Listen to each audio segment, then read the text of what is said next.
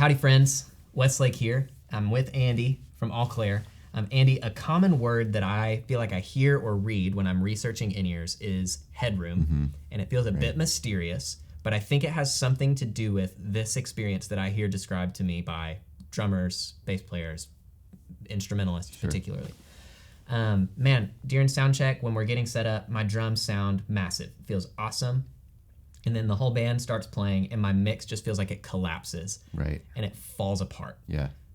And I'm not sure why that is. Right. Can you walk me through what headroom has to do with that experience that I feel like a lot of us are running into? Yeah, it's funny. So driving over here today in Dallas, driving through Dallas traffic. It's a real thing. It's a real thing, right?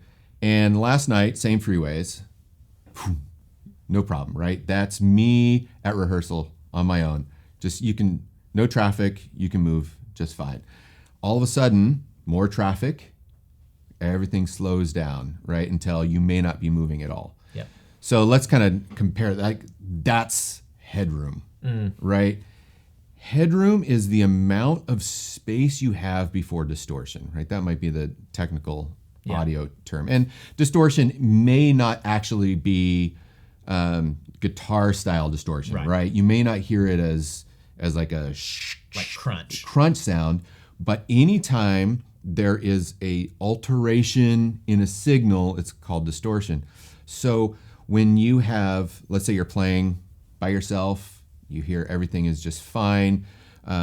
Drums are loud, but each thing has its place, right? So you can hear yourself pretty well. Then you start adding other instruments, and now they're competing for space, other cars in the lane, and all of a sudden you don't have any room. The speakers just cannot reproduce that sound as much. If you think about a speaker is going from here to here, it's moving air and it's pushing. Now you get more and more stuff competing, right? And it's going like this, or it might be going like this, and everything just kind of falls apart. Yeah. So that's headroom, right? Headroom is a speaker's ability to handle either loud volumes or lots of things. So helpful. So what would, so maybe I'll phrase it like this. Would you say that it's true that the more sources, the more people on your stage, the louder you're listening, the more tracks you're using, that needs to be increasingly something that you're looking at when you're picking in-ears? Yeah, it could be, right? And it depends also on who's mixing. Like, are you controlling your mix? Because if you're controlling your mix, you shouldn't have all those things in there. Right? You really only need to hear some limited things. I think you guys did some videos on how to build your in-ear mix depending on what instrument you are.